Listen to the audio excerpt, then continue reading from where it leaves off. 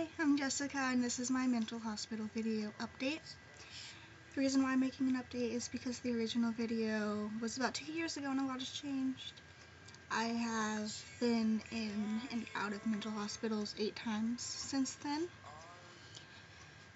So that would make it about 11 times for me being in the past 3 years. Pretty much reasons why you would go to a mental hospital. It could be something as defiance, or ADHD, or hallucinations, eating disorders, depression, anger, bipolar, self-harm, suicidal ideations, anxiety. There's so many reasons why you would go. You could go for running away, just all kinds of things. Just for, if people think you're unstable, then you might go. What they really do to treat you in mental hospitals, they get you a therapist and a psychiatrist while you're inpatient, and they treat you, start you on meds, adjust meds, talk to you about things, find out what's going on, make a safety plan, all kinds of stuff. And they monitor you, and they put you in groups. And some of the groups are really cool. Like, I've been in animal therapy groups, and I've been in art therapy and music therapy where we made our own music. It's really helpful if you really need it. Well, what it's like there, depending on where you go, you'll have your door open or closed. Or you could just have it open and closed if they don't really mind. You're not allowed having any strings, so sweatpants, like strings on them, they take them out. Hoodies, take out the strings. Belts you can have. Necklaces you can't have. Sometimes they'll let you have jewelry, sometimes they won't. Depends on where you are and what your reason for being put in there is. No bobby pins, staples, headbands, paper clips, butter knives, electronics, and sometimes you're there on LOS, which is line of sight, so they have to see you in order for you to do something.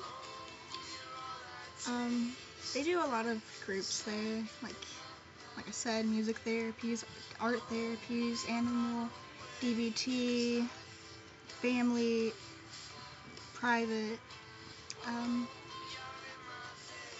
They do a lot to help you, and your treatment is pretty much personalized because not everybody's there for the same reasons. When you're there, you play a lot of games and you watch a lot of movies. You play board games, Minute to Win It. Just they're really creative because the staff there is usually really fun. Although if you do something wrong, they will restrain you, and it'll either be physical or chemical or both. And I've been in a few hospitals where they had padded rooms. I've never been in one, but they are real. But they aren't like you see in the movies. They're just kind of a room that you can't really get out of, that has a camera and a bed and a desk. So you're just pretty much in a safe-proof room, kind of. When you're there, unless you're kind of sneaky like I am, you can only have contact with family. But there is a way to get out of that. Just tell your parents, grandparents, guardian, whoever, tell them that somebody you really want to talk to is a family member, and then have your parents confirm it. So you'll need to talk to them about that first. And that's what I did, just to talk to my boyfriend. Well, there's a difference between insane asylums and mental hospitals. Generally, insane asylums, they are white walls, like you're locked in a room, nothing to do, cameras watching you, doctors coming in and drugging you up so that you're like a zombie. Just constantly trying to find out what's wrong with you. But really, it's pretty much you walk in a room and it's just a bunch of wounded people looking for help. I mean, I've been in some really good groups of kids. We built each other up, we cried with each other, laughed with each other, played games, got really, really, really close, and when somebody was down or anything, we would always be there and talk to them about it. I mean, the people there, they're really vulnerable, and they're some of the most beautiful and honest people I've ever met. Just when people say they've been in a mental hospital, it's not necessarily because they're crazy. Sometimes they just need help. And mental disorders are so misjudged now. Like, if you have a mental disorder, then you're labeled crazy. But what really just bothers me is you're not crazy. It's what you have, not who you are. And society wants normal. Okay, what is normal? Honestly, I don't know what normal is. There's no really definition of normal. I mean, people get judged for everything. They say to be yourself, but then they make you feel like being yourself is wrong. Just mental disorders in hospitals are so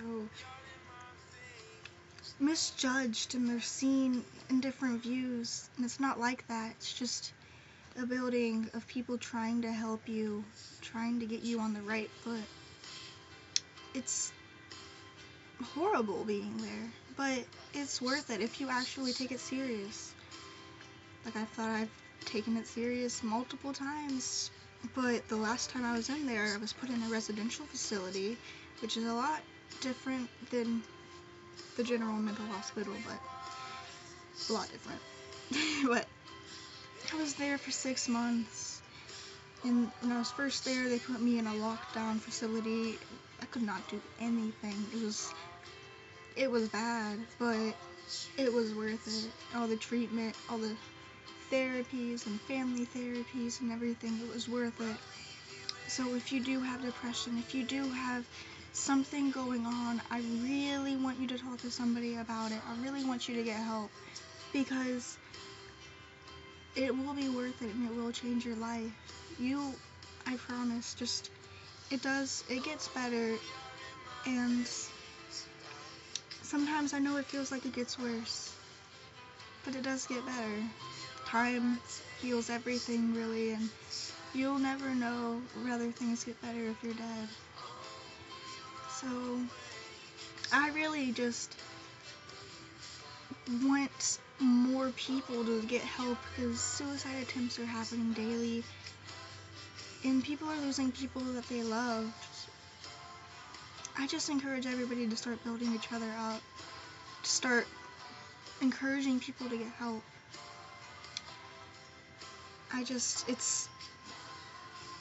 The grass is greener.